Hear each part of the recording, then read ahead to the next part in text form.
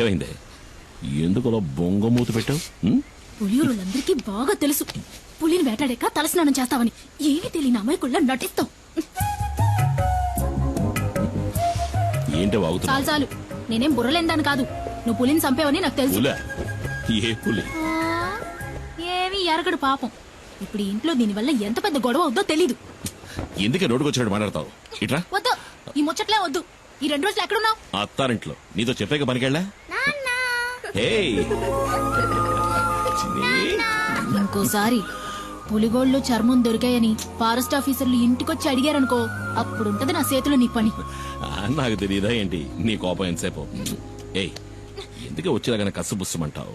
మన చిన్ని ఇంకా ఎన్నాడని ఒక్కతే ఆడుకుంటుంది. గిలి కుమార్. నాన్న నిన్ను అమ్మ గిలి కుమార్ అని అంది. అనని మీ నాన్న గిలి కుమారా పులి కుమారా అని మీ అమ్మకి బాగా తెలుసు. పిల్ల ముందు నాకు తెలుసు నువ్వు పులి కుమారువే.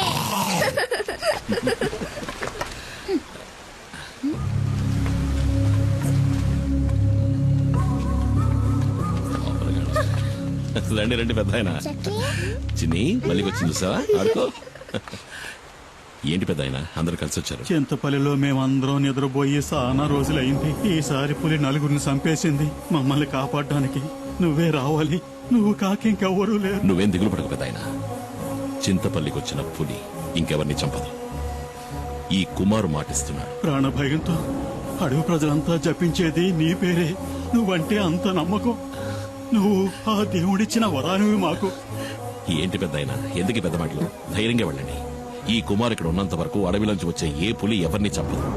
నన్ను నమ్మండి.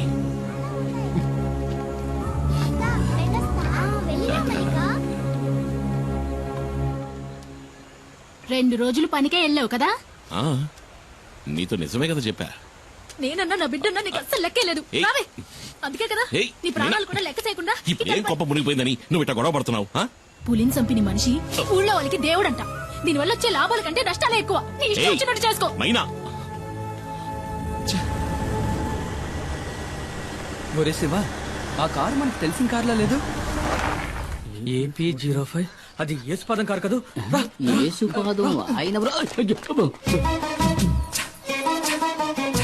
యేసుపాదం భార్య. మనం కనిపించకూడదు.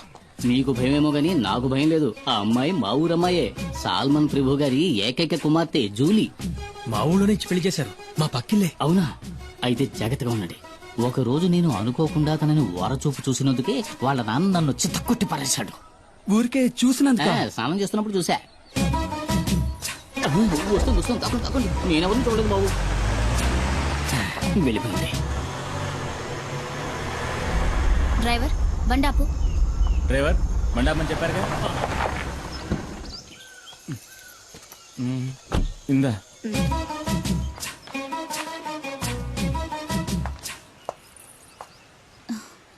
చిన్ని, ఇదిగో ఆంటీ నీకోసమే తీసుకొచ్చింది. అవును సార్, మనం ఎప్పుడు ఎస్టేట్కి వచ్చినా మేడం ఆ పాపకి మిఠాయిలు తెచ్చిస్తుంది కదా. ఎవరు తను? ఎవరో నాకేం తెలుసు. ఆవిడ మీ వైఫ్ కదా. హస్బెండ్ గా అడిగితే తప్పేముంది? నేను హస్బెండ్ అంతే. ఇంతవరకు నేను ఏది అడగలేదు, తను ఏది చెప్పలేదు. మీ నాన్న ఎక్కడికి వెళ్ళారు బంగారం? కింద ఊరికి వెళ్ళాడు చిన్నాన్ని తీసుకురావడానికి. నాన్న వచ్చినప్పుడు ఆంటీ వచ్చి వెళ్ళిందని చెప్పు, సరేనా? చిన్ని ఎవరు?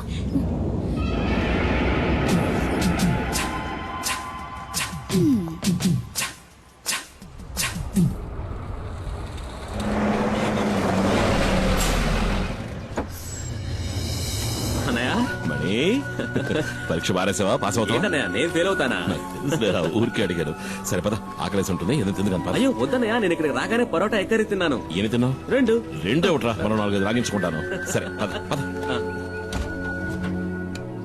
ఓ, నువ్వు ఇంకా ప్రజాసేవ చేయడం వదలలేదా అన్నయ్య? ఈ నెమలి వాహనం మనకే కాదురా, పుడియూరు వాళ్ళకు కూడా సొంతం. ఊళ్ళోకి పులిస్తే కుమార్, ఊళ్ళో ఉన్న వాళ్ళకి సాయం చేయాలన్నా కుమార్. ఇందులో నిన్ను నువ్వు గమనించుకోవడానికి కొంచెమైన టైం కేటాయించవా? రేమణి, నువ్వు పుట్టగానే అమ్మ పోయింది. నిన్ను నా చేతిలో పెట్టి నాన్న పోయాడు. ఏం చెయ్యాలో ఎటెళ్లాలో దిక్కుతోచక అల్లాడుతున్నప్పుడు మనకు అండగా నిలిచింది ఎవరు? ఈ ఊరు వాళ్లే కదా. మరి వాళ్లకు సమస్య వచ్చినప్పుడు మనమే కదరా ముందుండి ఆదుకోవాలి. రే తమ్ముడు, నీ స్నేహితులెవరో వచ్చి మన గెస్ట్ హౌస్ లో ఉంటున్నారుగా. వాళ్ళని చూస్తుంటే నాకు అంత మంచివాడుగా అనిపించట్లేదు. చాచా మంచి వాళ్ళు అన్నయ్య. డాడీ గిరిజాకి కావాల్సిన వాళ్ళు. మంగళాపురంలోనే దాదాగిరి ఒక హీరో అనుకో. ఆయన క్యాన్సర్ కి ఏదో మందు కనిపెడుతున్నారు. ఇందులో కనుక సక్సెస్ అయితే నాకు మంచి జరుగుతుంది, వాళ్ళ ఫ్యాక్టరీలో నాకు మంచి ఉద్యోగం దొరుకుతుంది. అవునా? ఆ. రే, నీకు మంచి జరుగుతుందంటే నేను ఏం చేయడానికైనా సిద్ధమేలా. అయితే వాళ్ళని కలిసే వెళ్దాం. ఎవడు మొహం మీద టాచ్ చేస్తున్నాడు? వచ్చేసాడు నా బామ్మర్ది కుమార్.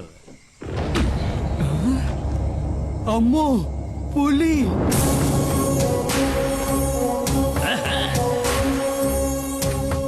అమ్మో అమ్మో అన్నా అన్నా, నువ్వు వస్తుంటే పులి వస్తున్నట్టుందన్నా నాకు. అన్నా తను శివ అన్న. మా తమ్ముడు మణి చెప్పాడు. కుమార్ కూర్చోండి. పర్లేదండి. నువ్వు కూర్చో బామ్మర్ది. హాయ్.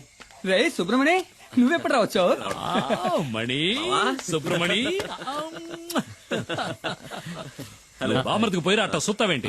వద్దు, ఇది ఫారిన్ సరుకు కదూ. ఈ అడవిలో ఉన్న చలికి నాటు సరుకు అయితే బాగుంటుంది. నేను వెళ్ళి తెచ్చుకుంటా. తాగితే ఆడికి ఎక్కడెక్కుతుంది?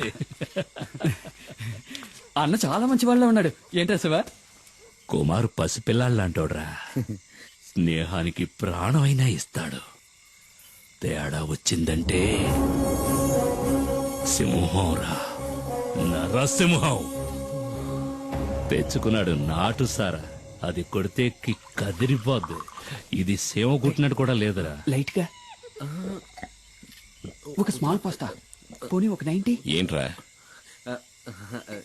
ఏంటి? అదే అన్న, మణికి కూడా ఒక రౌండ్ వేద్దామని. చంపేస్తాను. వాడు చిన్న పిల్లాడ్రా. వాడు మందు తాగడు, దమ్ము కొట్టడు. ఏంటి అర్థమైందా? అర్థమైందా? అరే తమ్ముడు, ఇదిగో నువ్వు బండి తీసుకెళ్ళు. వెళ్లే దారిలో జంక్షన్ లో బండి ఉన్న సరుకు దింపా. అట్టాగే మా ఇంటికి వెళ్ళి అక్కడ మా అత్త ఉంటుంది. తరివి పారి. ఇదిగో మీ ఉదడితే ఏం చెప్తావు? నేను వెళ్ళిన కలవను లేదు, మందు ముట్టుకోను లేదు. ఆ లారీ వీడికి నెమలి వాహనం.